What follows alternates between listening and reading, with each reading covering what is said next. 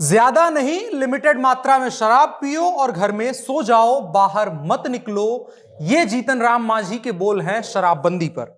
नीतीश कुमार बिहार में special status मांगते हैं तो केंद्र से भारतीय जनता पार्टी आंख दिखा देती है, लेकिन नीतीश कुमार अपनी बरसों पुरानी ख्वाहिश को लिए वक्त वक्त पर अपने पूर्व सहयोगी तेजस्वी से मिलते हैं तो भाजपा वालों को नागवार गुजरती है। उनकी भी शिकायत लगती है सेंटर से। शराबबंदी पर नीतीश का विरोध एनडीए के लोग ही करने लगते हैं। कुल मिलाकर के बिहार की राजनीति में एक ऐसी खिचड़ी पक रही है जिसके सारे चावल अलग अलग भाग रहे हैं। आइए शो में चलते हैं और समझते हैं इस खिचड़ी के कार्यक्रम को। मेरा नाम अनुराग मिश्रा है और यह जनता जंक्शन शो है। बिहार सरकार के ग्रह नक्षत्र ठीक नहीं चल रहे हैं या ठीक नहीं लग रहे हैं। एक तरफ स्पेशल स्टेटस के बहाने नीतीश कुमार और तेजस्वी की मुलाकात भारतीय जनता पार्टी और एनडीए को संदेश देती रहती है, तो दूसरी तरफ बिहार के पूर्व मुख्यमंत्री और बिहार सरकार में साझीदार जीतन राम मांझी शराबबंदी की पोल खोल रहे हैं और कह रहे हैं कि बिहार में नेता, अफसर, जज सब लोग रात के 10 बजे के बाद शराब पीते हैं। तो वहीं बिहार के मुख्यमंत्री और उप मुख्यमंत्री बिहार के स्पेशल स्टेटस को लेकर के ही अलग अलग अपने मत रख रहे हैं और नीतीश कुमार उप मुख्यमंत्री रेणु देवी को इशारों इशारों में कह रहे हैं कि उन्हें कुछ पता ही नहीं है। वहीं भाजपा सांसद राजीव प्रताप रूढ़ी लोकसभा में विशेष राज्य की मांग पर नीतीश कुमार को ही धो दे रहे हैं कि बिहार के विकास के लिए राज्य सरकार के पास कोई नीति ही नहीं है। अब इसे अगर एक पंक्ति में कहना हो तो यही कहा जाएगा कि एनडीए और बिहार की सरकार में एक ऐसी खिचड़ी पक रही है जिसके सारे चावल अलग अलग भाग रहे हैं और एनडीए नाम का कुकर इनको संभालने में डामाडोल हो रहा है। और किसी ताज्जुब की बात नहीं है कि अगर हम आने वाले दिनों में एक बार फिर से समीकरण बनते देखें, बिहार में नई सरकार या मध्यावधि चुनाव की संभावना से कोई इनकार नहीं कर सकता है। जहां एक तरफ नीतीश कुमार और विपक्षी नेता तेजस्वी यादव एक साथ मिलकर के बात कर रहे हैं, तो जनता दल यूनाइटेड के राष्ट्रीय अध्यक्ष ललन सिंह ने स्पेशल स्टेटस की मांग करते हुए ट्वीट किया और उन्हीं के सुर में सुर मिलाते हुए राष्ट्रीय जनता दल के राज्यसभा सांसद मनोज कुमार झा ने इसी मसले पर राज्यसभा में कार्य स्थगन का प्रस्ताव ला दिया, जिसका साफ साफ इशारा है कि बिहार में अपनी राजनीतिक साख को बचाने के लिए दोनों पार्टियां इस मुद्दे को नहीं छोड़ना चाहती हैं और दोनों पार्टियां चाहती हैं बिहार की कि इसका क्रेडिट हमारे ही हाथ में जाए। लेकिन आपको याद होना चाहिए कि जनता दल यूनाइटेड के मंत्री विजेंद्र यादव ने बीते दिनों ही सरकार के उस पर कहा था कि हम स्पेशल स्टेटस की मांगते मांगते थक गए हैं, अब नहीं मांगेंगे।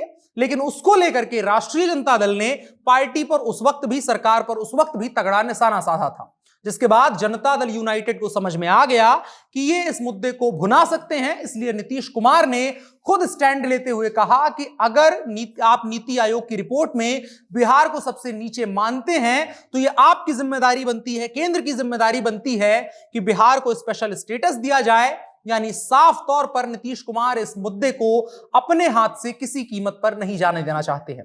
लेकिन सत्ता में साझीदार भारतीय जनता पार्टी इस मुद्दे पर बेहद अलग राय रखती है, बल्कि खिलाफ राय रखती है। इसलिए भाजपा के साथ बनी सरकार अपनी केंद्र सरकार के फैसले के खिलाफ जाकर के राज्य में कोई भी फैसला नहीं लेगी।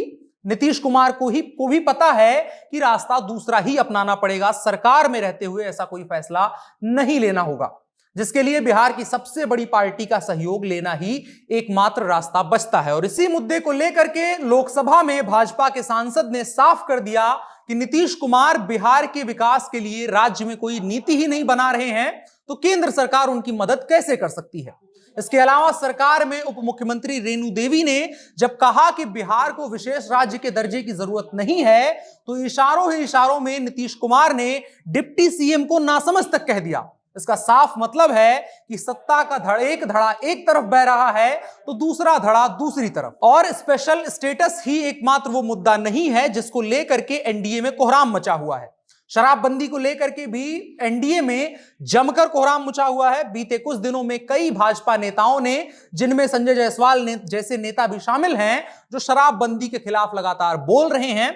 और अब एनडीए के सहयोगी और बिहार के पूर्व मुख्यमंत्री जीतन राम मांझी ने भी कह दिया है कि थोड़ी थोड़ी पिया करो, अफसर, जज, नेता रोज शराब पीते हैं और सरकार गरीबों को जेल में भेज रही है। मांझी ने कमजोर वर्ग के लोगों को बीते ही दिनों सलाह दे डाली कि ज्यादा नहीं, लिमिटेड मात्रा में पियो, पी के घर में सो जाओ, बाहर मत निकलो।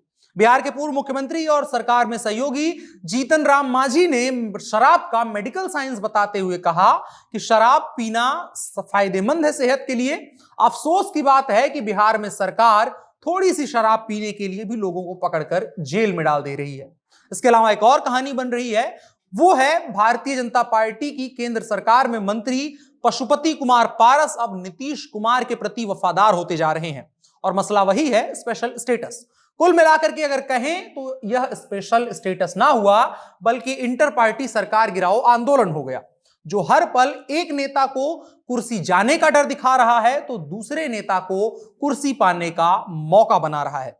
आने वाले दिनों में उम्मीद करते हैं कि बिहार की राजनीति इसको लेकर के दिलचस्प हो जाएगी। क्या कुछ होता है वो देखने वाली बात होगी, लेकिन आपकी क्या राय है वो कमेंट बॉक्स में हमें बता सकते हैं। बड़ी खबर में आज इतना ही, अब बढ़ चलते हैं दिन के इन शॉर्ट की तरफ। सबसे पहली खबर बिहार से ही, खुले में नमाज को लेकर के अब बिहार में भी बात की जाने लगी है।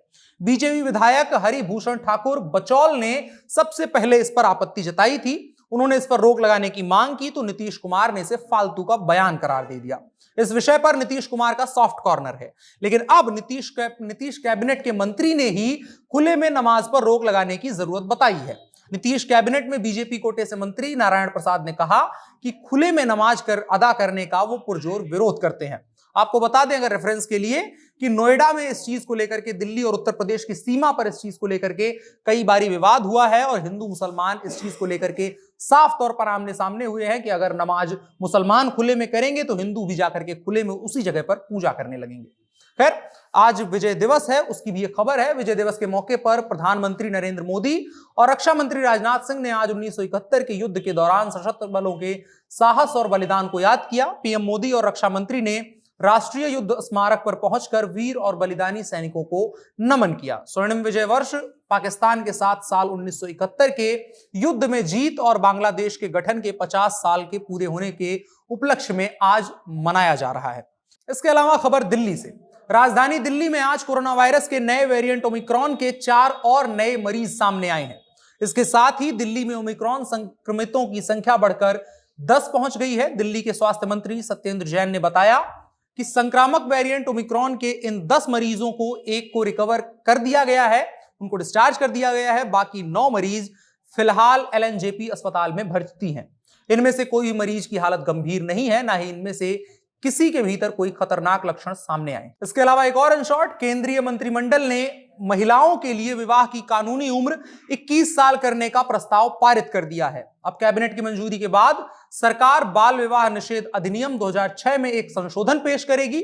इसके फलस्वरूप विशेष विवाह अधिनियम और हिंदू विवाह अधिनियम 1955 जैसे व्यक्तिगत कानूनों में संशोधन लाया जाएगा। गौरतलब है कि कैबिनेट की मंजूरी दिसंबर 2020 में जया जेटली की अध्यक्षता वाली केंद्र की टास्क फोर्स द्वारा नीति आयोग को सौंपी गई सिफारिशों पर आधारित है। इस टास्क फोर्स का गठन मातृत्व की उम्र से संबंधित मामलों, मातृ मृत्यु दर को कम करने की आवश्यकता और पोषण में सुधार से संबंधित मामलों की जांच के लिए किया गया था। आज के इन शॉर्ट्स में इतना ही, अब बढ़ चलते हैं आज के कानून की तरफ। सुप्रीम कोर्ट ने आज महाराष्ट्र राज्य को पशु क्रूरता निवारण अधिनियम और उसके तहत बनाए गए नियमों के आधार पर राज्य में बैलगाड़ी दौड़ आयोजित करने की अनुमति दे दी है। जस्टिस एएम खानविलकर और जस्टिस सीटी रविकुमार की पीठ महाराष्ट्र की विशेष अनुमति याचिका में अंतरिम आवेदन पर सुनवाई कर रही थी, जिसे 2018 में राज्य में बैलगाड़ी दौड़ के आयोजन के खिलाफ बॉम्बे हाईकोर्ट द्वारा पारित रोक आदेश को चुनौती देते हुए दायर किया गया था। हाईकोर्ट ने पशु कल्याण बोर्ड बनाम ए नागराज मामले में सुप्रीम कोर्ट के फैसले के आलोक में उसके रेफरेंस के आधार पर आदेश पारित किया, जिसमें जलीकट्टू जैसे पारंपरिक पशु खेल आयोजनों पर प्रतिबंध लगा दिया गया था। उन्हें पशु क्रूरता निवारण अधिनियम के तहत अपराध करार दिया गया था। पीठ ने कहा कि नागराज फैसले के बाद तमिलनाडु और कर्नाटक राज्यों ने जलीकट्टू और भैंसों की दौड़ के आयोजन की अनुमति देने के लिए पीसीए अधिनियम में संशोधन पारित किया। हालांकि उन संशोधनों की वैधता को चुनौती देते हुए सुप्रीम कोर्ट में 2 रिट याचिकाएं उसके बाद दायर की गई, लेकिन 2 जजों की बेंच ने उनके खिलाफ कोई भी अंतरिम रोक नहीं लगाई।